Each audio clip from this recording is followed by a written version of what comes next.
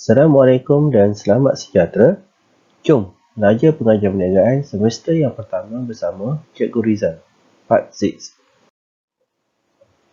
Video kali ini masih lagi dalam bab yang utama iaitu perniagaan dan persekitaran, tapi lebih fokus kepada subtopik persekitaran perniagaan. So, kita tengok apa pula yang ada dalam persekitaran tugas ataupun pihak-pihak yang berkepentingan.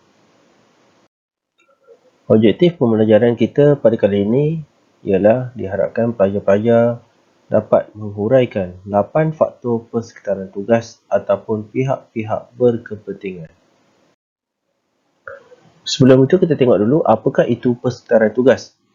Persekitaran tugas merupakan persekitaran di dalam organisasi atau pihak-pihak berkepentingan bagi sesebuah organisasi perniagaan yang akan memberi pengaruh secara langsung kepada organisasi ataupun perniagaan.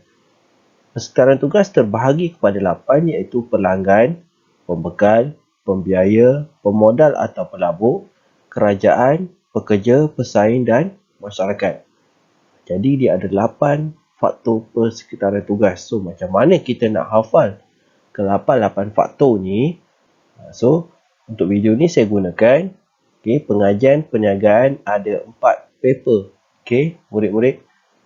So ini cara nak hafal lah. Sebab kita tahu dalam pengajian perniagaan ni kita ada 4 paper iaitu SEM 1, SEM 2, SEM 3, SEM 4. 4 tu kerja khusus. Itu dah sedia maklum. So kita gunakan maklumat dalam PP tu untuk kita menghafal persekitaran tugas tersebut. So pengajian perniagaan P1, P2 ada 4P lagi, 4 paper. Murid-murid. Ini adalah orang kata rumusan untuk persekitaran tugas. So dalam persekitaran tugas ni kita banyak fakta yang bermula dengan huruf P. So cikgu pecahkan kepada beberapa siri, iaitu yang pertama pengajian perniagaan. P yang pertama mewakili pelanggan ataupun pengguna. Perniagaan mewakili pembekal. Ada 4 paper. So ada 4 bermula dengan huruf P lagi, iaitu pembiaya, pemodal atau pelabur, pesaing dan pekerja.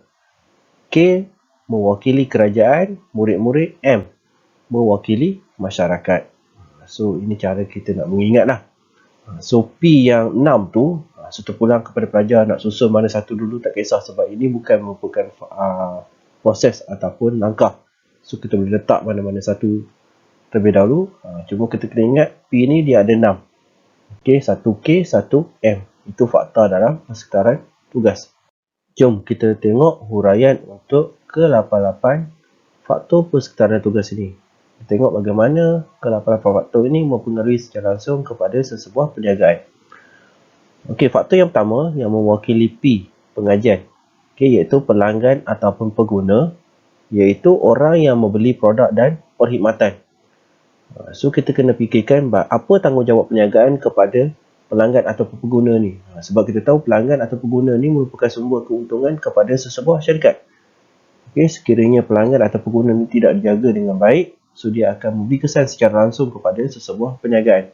So antara tanggungjawab perniagaan ialah peniaga harus memenuhi keperluan dan kehendak pelanggan berdasarkan cita rasa mereka. So kita akan pastilah barang yang kita hasil itu dapat memuaskan keperluan dan kehendak mereka. Dalam masa yang sama kita menjaga kualiti produk tersebut, barulah pelanggan atau pengguna ni tidak akan memberi kesan kepada kita punya perniagaan. Yang kedua ialah pembekal yang diwakili dengan perniagaan P yang kedua. Pembekal ni ialah pihak yang menawarkan segala keperluan kepada perniagaan, iaitu merujuk pada input ataupun bahan mentah. So apa tanggungjawab perniagaan supaya memastikan pembekal ni tidak memberi kesan kepada kita punya perniagaan? So antara tanggungjawab dia, yang pertama ialah menjaga hubungan baik dengan pembekal tadi tu. Yang kedua, menjelaskan bayaran mengikut tarikh yang ditetapkan. So bayaran ni sangat penting. Sekiranya sesebuah perniagaan itu gagal melunaskan segala hutang-hutang dalam masa yang ditetapkan, contohnya dalam masa seminggu, 2 minggu ke, itu terpulang kepada orang kata perjanjian antara dua belah pihak ni. So sekiranya tidak dapat dilunaskan dalam masa yang ditetapkan, so dia akan menjejaskan perniagaan kita. Pembekal dia tak akan lagi membekalkan bahan mentah kepada kita punya perniagaan. So bila diorang tak nak bekalkan, perniagaan akan terjejas. So kita kena pastikan pembekal ni dijaga dengan baik dengan cara bayaran tadi tu. Itu yang penting. Yang ketiga ialah pembiaya. P yang ketiga. Pembiaya ni adalah pihak yang menyediakan kemudahan pinjaman keuangan agar perniagaan boleh berkembang maju, sebagai contoh bank ataupun syarikat-syarikat keuangan yang lain. So, kebanyakan perniagaan-perniagaan ataupun syarikat, dia dapat sumber keuangan daripada pihak bank ataupun pembiaya ni. So, apa tanggungjawab kita kepada pihak berkepentingan ini, iaitu pembiaya, ialah membuat bayaran pinjaman dalam tempoh yang ditetapkan seperti dalam perjanjian. So, kita ada bulanan berapa yang perlu dibayar. So, kita kena pastikan setiap bayaran tersebut dilunaskan dengan baik mengikut perjanjian yang telah ditetapkan. P yang keempat ialah pemodal ataupun pelabur, iaitu pihak yang melabur ataupun menyumbang modal dalam kita punya perniagaan. So, pemodal ataupun pelabur ni mungkin boleh terdiri pada perseorangan ataupun mungkin daripada syarikat-syarikat yang lain yang mempunyai sumber kewangan yang kukuh. So, dia orang akan melabur dalam perniagaan-perniagaan yang dianggap boleh memberi keuntungan kepada diorang. So, apa tanggungjawab perniagaan kepada golongan ini, iaitu P yang keempat, pemodal ataupun pelabur. Okey, perniagaan seharusnya memaksimumkan keuntungan agar pelabur yang melaburkan duit dapat dibayarkan dengan dividen yang tinggi.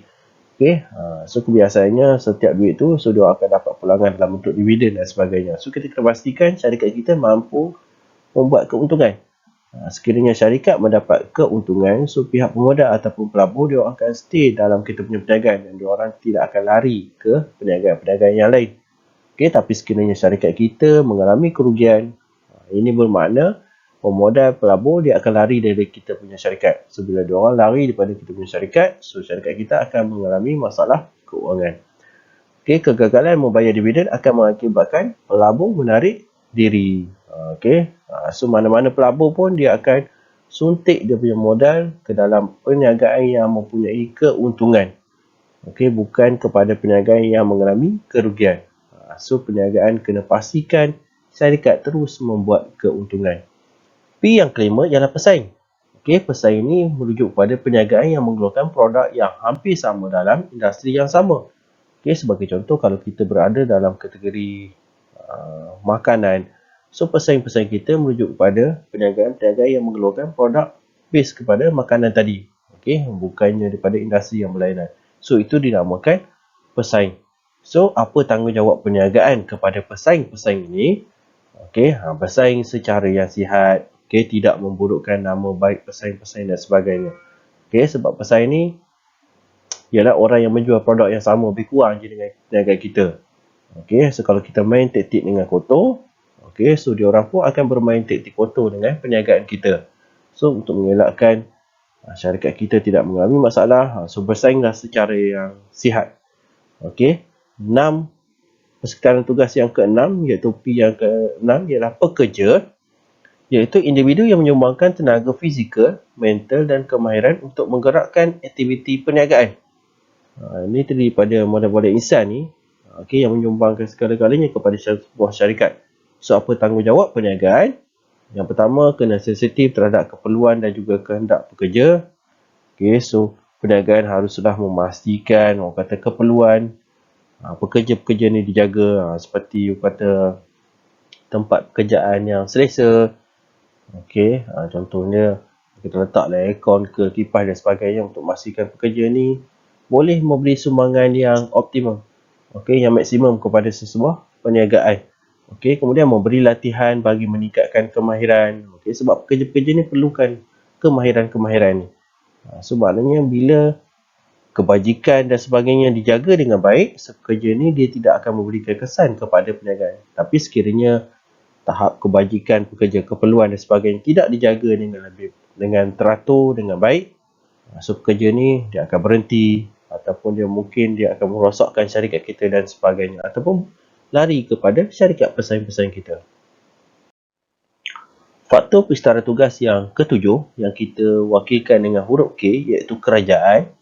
Kerajaan ini merujuk pada pihak yang berkuasa yang menguatkuasakan undang-undang. Okey, so kerajaan ni merujuk kepada pihak yang mentadbir ke sesebuah negara. Kebiasaannya bila dia tadbir sesebuah negara, so dia datang dengan undang-undang ataupun peraturan-peraturan yang akan ditetapkan.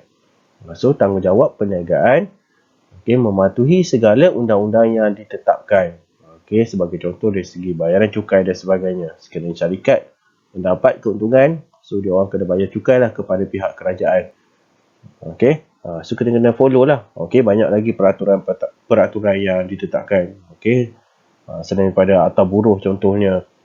So pekerja-pekerja yang diambil perlu orang kata didaftarkan, okey, dari segi had kelayakan umur dan sebagainya, waktu operasi syarikat. So kita kena follow setiap undang-undang yang telah ditetapkan oleh kerajaan. Sekiranya kita membantah ataupun melawan undang-undang tadi, so dia akan menjejaskan kepada kita punya perniagaan. Sebagai contoh, mungkin perniagaan kita akan disita ataupun ditutup, diarahkan tutup oleh pihak kerajaan. Dan yang terakhir, faktor persekitaran tugas yang terakhir ialah masyarakat yang kita wakilkan dengan huruf M. Okey, masyarakat merujuk pada komuniti yang membeli atau menyokong produk yang dikeluar oleh peniaga. Okey, so apa tanggungjawab perniagaan? Menjalankan tanggungjawab sosial. Okey, sebagai contoh, bagi beasiswa kepada pelajar-pelajar cemerlang sebagai contohnya. Okey, melakukan aktiviti gotong royong. Okey, berhampiran dengan kawasan persekitaran perniagaan kita. Okey, memastikan sisa buangan dibuang di tempat yang betul. Okey, dan lain-lain lagi.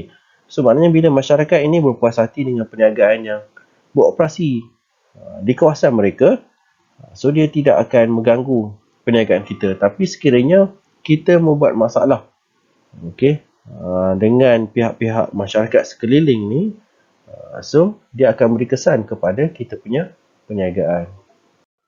Okey, so itu saja faktor persekitaran tugas yang perlu pelajar ingat. So kita kena ingat betul-betul ini merupakan fakta khusus. Dia ada 6P, 1K, 1M. Okey, so cikgu wakilkan dengan pengajian perniagaan ada 4 paper, okey, murid-murid. Okey, so mana kat situ dia ada 6P, 1K dan 1M. Itu saja perkongsian cikgu untuk video kali ini.